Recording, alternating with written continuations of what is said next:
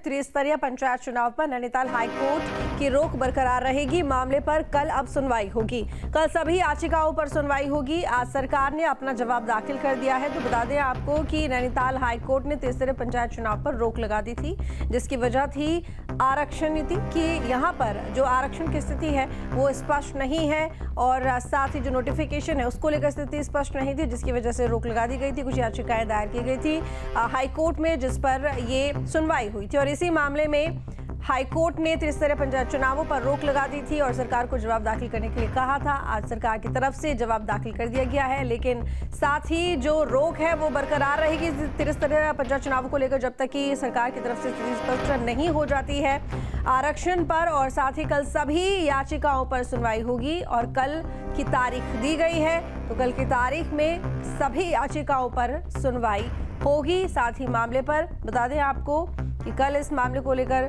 सुनवाई तमाम याचिकाओं पर होनी है।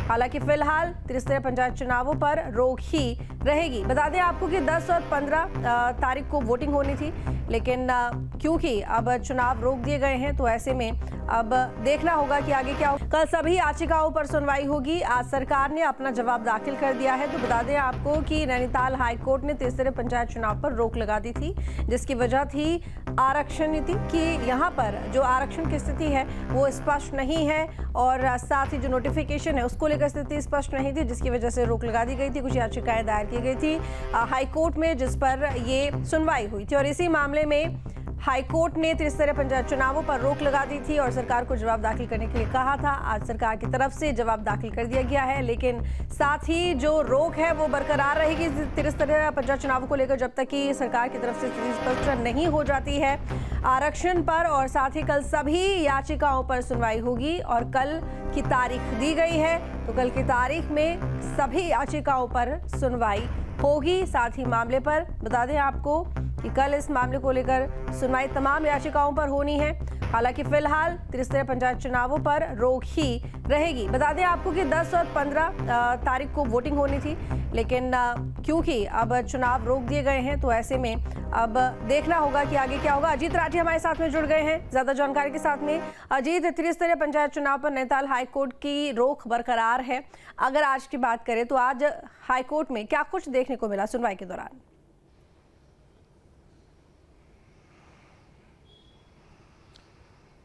बिल्कुल, देखिए, जो नोटिफिकेशन वाला इशू था जिस पर क्रमांक और तारीख और कोई भी चीज़ मेंशन नहीं थी और वो वहाँ पर जमा कर दिया गया था, तो उसी को लेकर के हाईकोर्ट की एक बड़ी आपत्ति थी कि आपके नोटिफिकेशन पर अगर तारीख, समय और क्रमांक नहीं पड़ा है तो इसका मतलब ये जारी नहीं हुआ है, तो आप कोर्ट को गुमराह कर रहे हैं।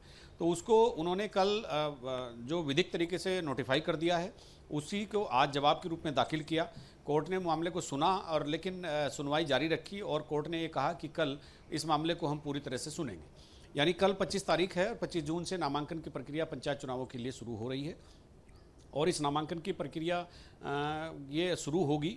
और जैसे ही कोर्ट में ये मामला गया है, कोर्ट ने जब तक चूँकि पूरी चुनावी प्रक्रिया को होल्ड पर डाल दिया है, पूरी स्टे कर दिया है और कोर्ट जब तक इस मामले में कल कोई सुनवाई नहीं कर लेगा, अपना फैसला नहीं दे देगा, तो नामांकन प्रक्रिया रुकी रहेगी।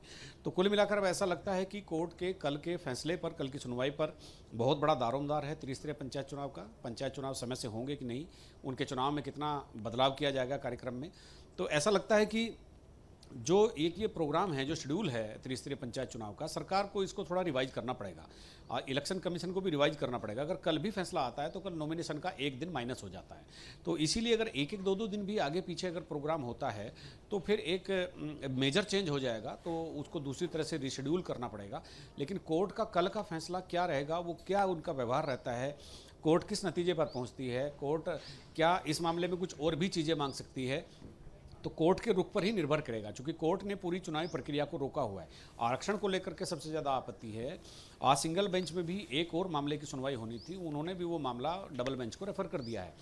अब ये डबल बेंच कल फिर मामले की सुनवाई होगी। आज गवर्नमेंट ने अपना जवाब दाखिल कर दिया है और हाईकोर्ट की डबल बेंच जो मुख्य न्यायाधीश की अध्यक्षता में है, वो कल इस मामले में कब और क्या फैसला लेती है इस पर बहुत कुछ डिपेंड करेगा। मान लिया अगर वो फर्स्ट हाफ में ही इस फैसले पर इस पर निर्णय ले लेती है कि चुनाव हो जाने चाहिए, वो संतुष्ट हैं, तो फर्स्ट हाफ में फैसला आने के बाद वो नामांकन प्रक्रिया दिन में भी शुरू हो सकती है, फिर रीशेड्यूल की गुंजाइश बहुत कम रहेगी। हालांकि वो गवर्नमेंट पर और इलेक्शन कमीशन पर निर्भर करता है कि वो रीशेड्यूलिंग करना चाहते हैं कार्यक्रम की कि नहीं।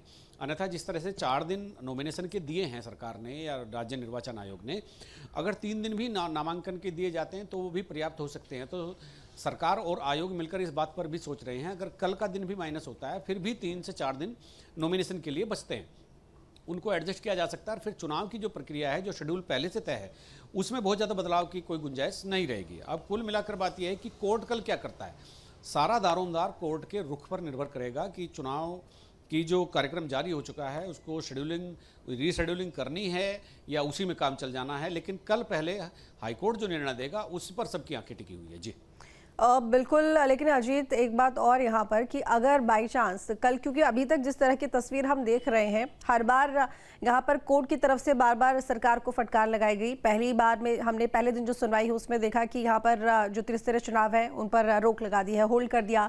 दूसरे दिन अगर आज की बात करें, जो जवाब दाखिल किया गया उसको लेकर भी यहाँ पर जो हाईकोर्ट है वो पूरी तरह से सेटिस्फाइड नहीं है। उनका साफ कहना है कि ना इसमें तारीख है। और दूसरी बात ये कि अगर कल को भी ये फैसला सरकार के और पंचायत चुनावों के हक में नहीं आता है तो फिर आगे अब क्या होगा, सरकार की तरफ से क्या कदम उठाए जाएंगे?